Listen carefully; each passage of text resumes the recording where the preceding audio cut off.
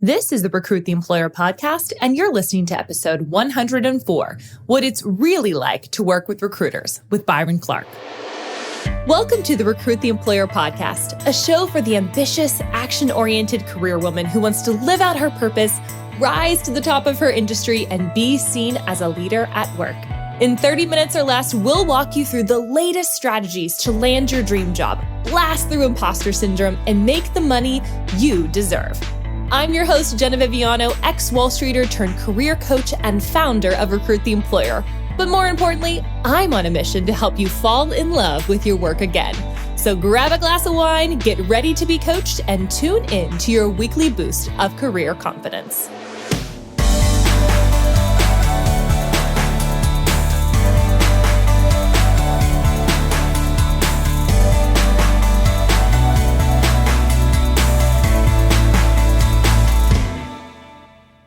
Hello, friends, and welcome back to another episode of the Recruit the Employer podcast. I am so excited to introduce you to my friend and fellow LinkedIn content creator, Biron.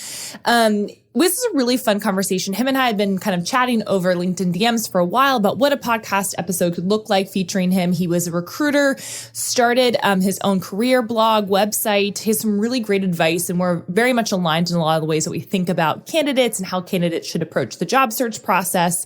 And so I thought, hey, you know what? We need to have an actual recruiter. The last time we did this, I think, was like the first 3 episodes of the Recruit the Employer podcast way back when. So I thought he would be the perfect person to come on and chat a little bit about what it's really like to work with recruiters, what you can expect and what to not expect, which I think is equally important. We go through kind of some common misconceptions, and he kind of lays the groundwork to help you understand how best to use recruiters. So without further ado, here's my conversation with Biron.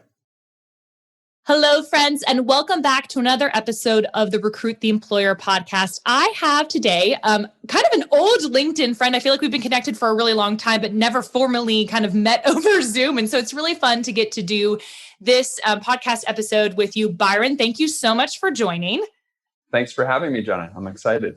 Yes. And so for those of you that don't know, Biron Clark is the founder of careersidekick.com, and he's a former recruiter, and he's going to be sharing with us today. We kind of had some conversations over the years, and he's going to share a little bit about how recruiters really work. So I know a lot of you have questions about, can I work with a recruiter? What does that look like to work with a recruiter? So hopefully he's going to help answer some of those questions that you may have. But Biron, I've got to know, where in the world are you right now? Because I know you're an avid traveler. Yeah, I am. So I'm actually down in South America, spending the winter on the Caribbean coast of Colombia. Just wanted to avoid the cold weather, and it's a good place. It's the same time zone as Chicago right now. Okay, nice. Which is the same time zone as me. There we go. Yeah, exactly. Where are you from originally? Seattle and Boston. Boston is where I did my actual recruiting work, and it's where I started my website and everything like that. Okay. So why don't you start us and share a little bit about careersidekick.com? Like, why don't you share with the audience, who are you? What do you do? I think that will give a great background to understand kind of why you have some legitimacy in even talking about this subject. Yeah. Why even listen to me? I get it. Yeah. So I recruited for 4 to 5 years professionally in 2 different staffing agencies or recruitment agencies. First in biotech and pharmaceuticals, and then in software technology. And my group recruited for some pretty big software names like eBay and Spotify and Birchbox and Etsy and companies like that. And I was kind of newer on that team, so I wasn't like the head honcho that had built the relationship with those clients, but that's a little bit of who we recruited for. And then friends were asking me kind of the same job search questions over and over. So I started Career Sidekick to just address what friends were asking me for help with. I figured, why not? And in the back of my mind, I always wanted to earn a living for myself online too. And I thought this was a way to maybe own something for myself and build something outside of what I was doing for my employer. Yeah, I think that's so interesting because that's part of my story too, honestly. How I got into career coaching is I kind of backwards fell into it where I was good at switching jobs and people started asking me, well, how did you do it? And I was like, oh, I actually can help people do this thing. And I also wanted to own my own company. And so it kind of grew over time. And so now you have this website and get to travel, which is awesome. But I know that actually you mentioned on a LinkedIn post, because I obviously follow you on LinkedIn, but You mentioned about how your first website failed. Can you tell us a little bit about that? Because I think failure stories are actually really interesting and provide people with a lot of encouragement. Yeah, sure. I think my father gave me he sent me an internet marketing challenge. It was this really old school internet marketer guy named Ed Dale. Yeah. And he had like a 30-day challenge, start like a niche website in 30 days and try to make your first dollar with it. Because they say earning your first dollar online is the hardest dollar you'll ever have to make. It's not, it gets easier and easier. It's harder to go from $0 to $1,000 than even from 1,000 to 5,000 sometimes is easier. But anyway, I did the challenge. Website totally failed. It was called mybrainvitamins.com, and it was going to be about vitamins that are good for your brain. Nobody ever went to it. And then I built others and failed with those too. But I think I just learned a little bit more with each one.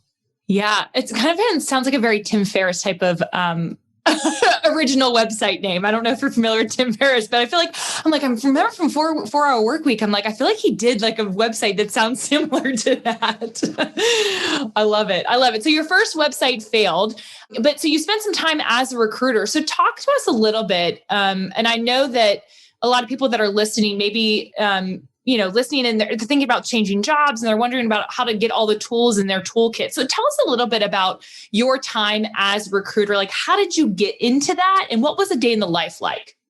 Sure. I think I got into it by luck, to be honest. What I thought a recruiter did is very different than what the job ended up being. And so I remember I would apply for these recruitment jobs and I had read that recruiters make pretty good money, which they do. So I was applying online. And I remember writing these cover letters talking about how I thought I would be good for their role because I have a degree in business and I know how different parts of the business function. And essentially I was saying, I think I could be a really good matchmaker and figure out which people should go to which jobs. And that was my idea of what this job would be. I was completely wrong. If you join a recruitment agency, it's really more sales. You're a sales job. Yeah. Selling people on the idea of considering a new role. And a lot of the people I would call as a recruiter were not actively looking for positions. They were happy at their current job, but I was trying to convince them to come to a competitor who was paying me to, try to pull them out of their current job. So that was the reality of what it was. Very different than what I thought. So it's a lot of like cold calling and messaging people on LinkedIn and really selling them on considering the opportunities that you're recruiting for. Yeah. So what do you feel like makes so this is for people who are thinking about being in recruiting, like what do you think makes a really successful recruiter? I think you have to be willing to push go out of your comfort zone. It's going to be tough at first, but I think it's really, really rewarding. And after having to do 50 cold calls every day, It doesn't make me nervous at all. And I'm so glad I did it. And I'm so glad I got into it, even though it wasn't what I thought I was getting into. But I think you need to be resilient and able to handle some bad weeks and bad days. You have to be okay hearing no, and you're going to get some rejection, and that's okay because there's always another person you can call.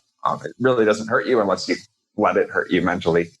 Yeah, I feel like that's very relevant. I feel like even almost empathizing with a candidate. Do you know what I mean? So like a candidate they kind of go for no, right? Go for no until they get a yes.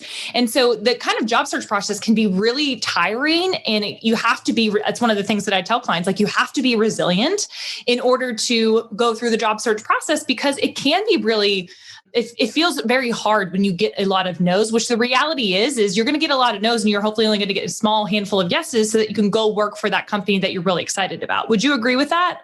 Definitely. Yeah. Yeah, I feel like the having the ability to empathize probably with a candidate and you're like, I'm actually doing this thing right now, but on the opposite side of this table. So people want to know, right? They want to know, how can recruiters help candidates? In the sense that you're a job seeker and you're wondering what can the recruiter really do for you? And okay. Well, there are a couple of answers. I think one, if you're somebody with an in-demand skill set, and let's say you're not entry level, let's say you've built up a skill set and maybe you started as a software developer, now you're a senior software developer and companies really want you. They can help you navigate the market. If you find a recruiter who really knows that one specific market, maybe the Silicon Valley tech market or just the New York City tech market, something like that, they can help you navigate that market, and they have good relationships with hiring managers, and they can share information about the company culture, all sorts of different things like that.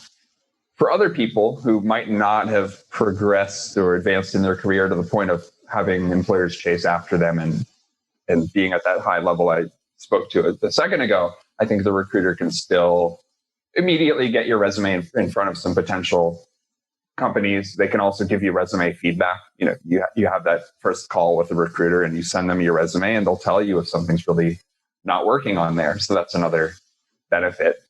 I just think it can't hurt to try. It can't, right? It can't hurt to talk to a recruiter. Just don't rely on them for everything. But do you see that happening a lot? Do you see that happening a lot where candidates will rely on the recruiter and then get frustrated when it doesn't work out? Because I see that a lot. Yeah. Oh, yeah. I think candidates think a recruiter is a job seeker's helper or like a job search assistant, when really they're being paid by employers to go out and hunt for people. And recruiters, the client is the employer. And I remember we were taught as a recruiter to not correct candidates when they called themselves the client. So a candidate would be on the phone and they would refer to themselves as our client. And we didn't correct them, but the client is the company that pays us a bunch of money when we find them someone to hire. Yeah. Where is the exchange of money happening? Exactly. Why didn't you clarify? I'm just kind of more curious. Why would you not clarify, hey, you're not the client? I mean, out of being rude, not being rude, but like, why wasn't that kind of relationship boundaries kind of set from the beginning? Was there like a strategy? I don't think it was misleading. I hope it wasn't misleading, but I think if they think, I'm not sure. I guess correcting them would be a little abrupt. And if they want to feel like we are guiding them, if we think we can help them and we say, yes, send me your resume. It sounds like this really could be a good fit for a couple of the employers that I'm partnered with. And then they refer to themselves as the client. Why correct them? Because we are going to guide them through the job search and help to some extent. And we're going to partner with them. I use that phrase a lot. And I think that's a really good, accurate phrase. So I guess it was close enough that why throw the wrench into the mix and disrupt the whole conversation and tell them, no, you're not our client. I don't think that's beneficial. Yeah. I was just more curious because you made a point to talk about it. So I was just more curious as to why the correction wasn't happening. Because I do see that being a frustration for clients. They'll come to me and they say, oh, this recruiter's not helping me. I'm like, well, the recruiter can only do so much. They're going to be your advocate so much as they're able to be. And they're not going to always be, and correct me if I'm wrong, with thinking exactly of how you can fit into, you're not going to be the first person that you're thinking about. They're going to be thinking about, how can I help my client, which is the company? What are they really looking for? And then going in and thinking through, okay, what candidates do I potentially have connections with that could then feed into that? And so I feel like the recruiters get a bad reputation unfairly because the expectation is not really set in the candidate's mind because they don't really understand. So would you agree with that? Sure. Yeah, 100%. I think you should talk to them, and then if they come through with something, treat it like a pleasant surprise. But as soon as you talk to them, go back to work and do your search that day. Don't put your feet up and say, oh, good, now I have them handling it for me, because that's not the case. Yeah. And what would you say is the difference? Because I get this question a lot. I don't fully actually know exactly how to answer it, but what is the difference between somebody who is like a recruiter and a headhunter? Is it the same thing? Is it different? What's the difference there, if anything? I think it's just, I guess the term headhunter has more of a high-end connotation, searching for executives or high-paid individuals from competitor companies that kind of poach out. But I think they're sort of synonyms. I think they're essentially the same thing. Yeah. Okay. Perhaps just a headhunter is always at a staffing agency, whereas a recruiter can be in-house working for just one company, right? So Microsoft has recruiters that just recruit only for Microsoft. Mm-hmm. So what do you feel like is the worst thing when somebody, is reaching out to you as a recruiter? What's the worst thing a candidate could potentially do when what's the things they should do when reaching out to a recruiter, right? And what's the things that they shouldn't do when reaching out to a recruiter? I think mass emailing or mass contacting recruiters without looking at their background is a huge waste of your time as a job seeker, because almost every recruiter focuses on a city or a state or an industry or both. Like most recently, I was only recruiting in the New York City software tech market, right? So that was the only, and people would email me with all sorts of things that I couldn't help with. I think contacting them with a really generic cut and paste message is not beneficial for you. It's a lot better if you can send them a note and say, hi there, I noticed that you recruit in this industry in this city. I'm currently testing the waters and thinking of looking for a blank position. Wondered if you'd be interested in connecting to talk about it. So you're showing that you identified a reason that it might make sense to talk. That's good too. And then the other big mistake I see is asking them to do all of this analysis for you. And by that, I mean sending them a message saying, hey, can you take a look at my resume and tell me which jobs I'm a fit for? That's the worst. It's too broad. Yeah. And a lot of people do that. A lot of people will do that. And I'm sure that's frustrating for you as a recruiter where you're like, I don't have time to look at your resume. I want to, I have goodwill, but I just don't have the capacity to do that. Yeah. I'll open it for 3 seconds because if it is a fit for something I have, then great. Yeah. But I'm not going to have time to provide feedback to each person who doesn't. I always say nobody's going to put more effort into your job search than you are putting. So if you tell me to take a look at your resume and you haven't looked at my LinkedIn, that might sound obnoxious, but it really is true in terms of where I'm going to spend time. And it's not possible for me to tell you exactly where you should be applying if you don't send any info to me. I don't know if that makes sense. No, it totally makes sense. So when somebody is trying to, when they're looking at a recruiter, okay, and they're wanting to reach out to a recruiter, where should they go to figure out, is this the right recruiter that I should be talking to? Because you mentioned every recruiter has a different specialty, which I agree with. And most of them are not generic, but I don't think most people even realize that to begin with. So where do you go to find out, what are they specializing in? Is it just their LinkedIn profile? Is there anywhere else? I would just do LinkedIn. It's simple. It usually provides the most info in one place. And you can also you can use LinkedIn to actually find those recruiters too. You can narrow down by city. You can search for recruiter and then a keyword like sales recruiter or marketing recruiter or I don't know. Tech recruiter. Like yeah. Yeah, exactly. And then you can click a little check mark for just the city like New York or just Austin, Texas, whatever you want. I love that.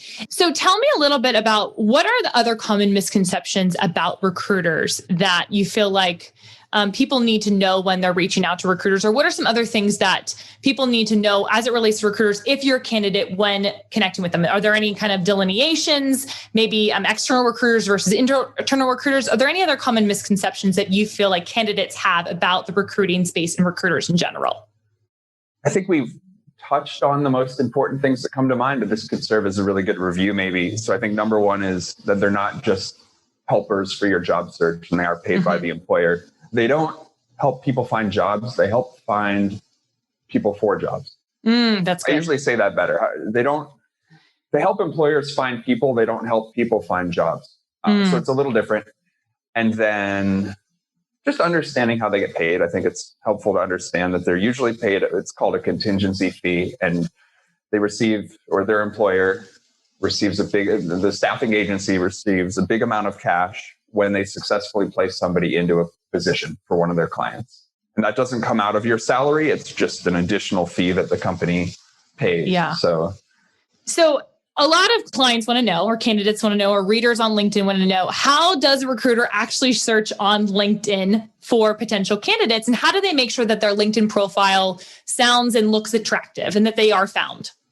Okay, that's a great question. So recruiters use all sorts of advanced searches, and you can do quite a bit just in the LinkedIn search bar in terms of and or parentheses and things like that. But I think as a candidate, what you should do is have a really attractive headline.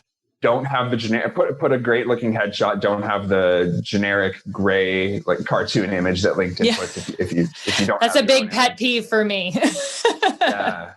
And then fill out all 50 skills or as close to 50 as you can in your profile, because those serve as keywords too. Unless it's changed very, very recently. For years, it's been the case where a skill is a keyword. And I remember as a recruiter, I would search for candidates with a certain, I would use keywords in my search, and I would find candidates only because they had the skill listed as one of their 50 skills. They hadn't actually written about using that skill, or they hadn't typed it anywhere else in their profile. Interesting.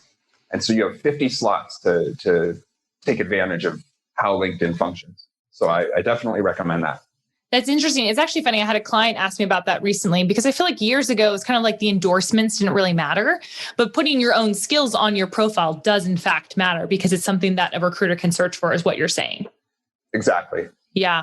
Do you recommend anything else for somebody to do to make their profile more attractive? I know some things that we recommend is make sure you have a cover photo, make sure that you have a summary section, make sure you're clearly defining what your experience section, your experience looks like. So any other recommendations that you would have? Yeah, the summary is good, I think. And then in your experience section, try to put real accomplishments. Use bullets rather than don't type a paragraph, because thank you for saying that. Yeah, bullets. I always tell on your resume too. Yeah, people always say to me, "Oh, don't I need to make it different?" I was like, "Why are we reinventing the wheel?" It's not like a recruiter looks at your resume for, on average, this is studies. You can tell me if this is true or not, but 6 seconds. Why are they going to take your resume and then compare it to your LinkedIn profile? Nobody has time for that. Exactly. Yeah. They're not going to look and cross-reference to see, did she write something different? Did he write something different? So anyways, I think that's hilarious that you brought that up, because I get a lot of clients who ask me, don't I have to make it into a paragraph? Yeah. We'll look for more than 6 seconds if it grabs our attention and seems like it might be a fit. But you're right. It's like 6 to 8 seconds at first when initially deciding whether to read more. So it's really limited time. And I even, for resumes, I tell people, listen, you can have a little, in your work experience, you can have a little paragraph introducing what you did in the role and then bullets, or just bullets. Yep. But the mistake is having only a paragraph. And I see so many resumes that are only paragraph format for the work experience. It's really the paragraph that should be optional, and it's the bullets that should be 100% mandatory for your few most recent roles. Yes, I love that. The other thing that we found just with our own candidates is the summary section can actually be pretty powerful for some recruiters, right? So we've had some clients where they've worked with us a couple of years ago, and they've tweaked their summary a little bit over the years. And because of what they wrote in their summary, a recruiter's actually pointed that out of like, because of what you wrote in your summary, we actually think you'd be a great culture fit for this company. And that's why we decided to reach out, which I thought was really interesting. I like that. Yeah, it is a chance to not just show what you can do, but show a little bit of personality, maybe, or say you're a coffee lover. That's pretty generic, but it's just an example. Yeah, it's an opportunity to provide rapport, right? With somebody for somebody to make a connection with you that's beyond just the obvious key accomplishments and like, are you qualified? But do you also have a personality? I always tell folks that that a recruiter or an employer is going to Google your name, and probably the first thing that will pop up is your LinkedIn profile. So it's essentially acting like a personal website. And so you want to show some personality, I believe, in order to really differentiate yourself from other candidates potentially. I agree. And I think you're totally right that even if you're not applying through LinkedIn, you should assume that employers are going to be finding your LinkedIn profile, because they really do look for it. Yeah, I think my hope and prayer, and you can tell me what your thoughts are on this, is that LinkedIn will take over the resume and we won't need both a resume and a LinkedIn. What are your thoughts on that? That's interesting. I would love that. I would love it. My only concern is you're relying on one company then. It's their platform. They make the rules. If you misbehave according to them, they can ban you. Whereas the resume is something you own, right? It's a document. Sure. But that's valid. In theory, I love it. Or I would love like an open source platform for an online resume where it's a bunch of different developers and designers are contributing to it, and it's not just one for-profit tech company. I love LinkedIn, don't get me wrong, and they've never banned me. This isn't me talking about like some angry story of how I'm banned. Yeah, I'm fine. But in theory, I think for it to replace the resume, it would need to be open source or public and not just owned by one tech platform.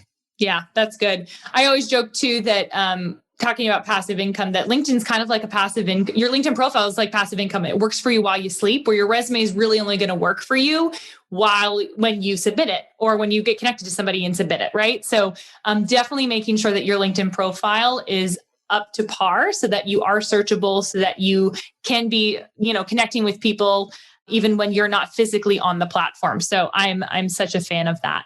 Tell me also, let's talk a little bit about your site, Career Sidekick. What made you, I know you talked briefly about why you started it. You're just like, your friends were asking you questions and you kind of just started it slowly. Like what made you realize that this was the thing that you wanted to keep going? Well, it took so long to take off, and it was just a side project running in the background for years as I continued recruiting. So I'm not sure how to answer, just because I had multiple websites running. Even I had Career Sidekick, and I had other websites that I still thought could work. Not the brain vitamin one, but a few others. And then I knew I wanted to make something work for myself. So the truth is, I quit my recruiting job, my most recent one. Yep. And I just gave myself a year. I said, I'm going to take a year. I flew out to Thailand, where, believe it or not, in northern Thailand, there's a really big community of digital marketers, people. I believe that. Courses, people trying to earn a living online. And I just went, and I people tell you not to quit a job without another one, and always have a plan. But in the back of my head, I knew, based on how I work, I was never going to get a breakthrough only working in the evenings after being exhausted from my day job. And I was never going to, so I just risked it. I decided to take a calculated risk. I knew if it didn't work, I would have to job search, which is fine. And I would lose 1 year of living expenses and potential lost salary. I was fine with that. But eventually it started passing all of the other little side project websites I had, and became the trend was in the right direction, and I decided to dive into it full time. Yeah. I also was freelancing. So I was doing freelance digital marketing on Upwork from Thailand. So fun. Yeah. Well, you're getting paid to learn. I love freelancing because you're getting paid to test ideas and learn and improve. And by having Career Sidekick, I earned more credibility with potential clients. I would get on these sales calls and I'd be able to say, yeah, not only am I a digital marketing consultant, I do this for myself too. This is what I do day and night. I have my own blog. And then working for them, I could build ideas. So it was just super beneficial in every imaginable way. Then, long story short, I was making $4,000 to $5,000 a month freelancing. And I told myself, if I could get my blog, Career Sidekick, up to, I think I said $1,000 a month for 1 month, then I would quit all the freelancing and just go in. And I did it. And then the next month it was $1,500 and then $2,000 just from the blog. And then I kept going. Amazing. That is amazing. I love that. We might have to talk about more of that offline. No problem. That's awesome. That's probably a whole other, podcast episode, but I love what you're doing there. So why don't you share a little bit about how people can learn more about you, or where can they find you? Where's the best place to find you?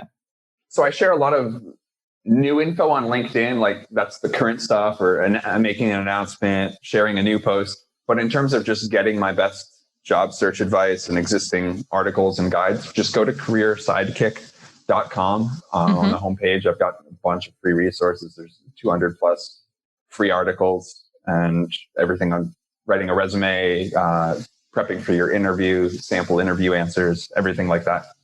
Amazing. And we are going to have that linked up in the show notes. Thank you so much, Biron, for joining us and for joining us from the beautiful South America and for hanging out with us today. Thanks for all of your wisdom around how recruiters really work. I know this is going to be really helpful for folks. Thank you. Yeah, I enjoyed it. This was great. Thanks for having me. Thank you. Thanks for listening to the Recruit the Employer podcast. If you've been loving this podcast and it's been helping you approach your career in a brand new way, I have 2 shameless asks. Number 1, make sure you hit subscribe right this very second. That way you won't miss a single episode. And number 2, would you give us a review? Reviews help other ambitious career women like you know that this podcast is the place to be and helps the podcast climb to the top of the charts. Think of it as some good career karma. And as always, if you want to learn more about the topics we discussed today or are ready to take massive action and invest in yourself and your career, we would be honored to help you. Head on over to recruittheemployer.com/call to book your free strategy session. Regardless, we will see you next week.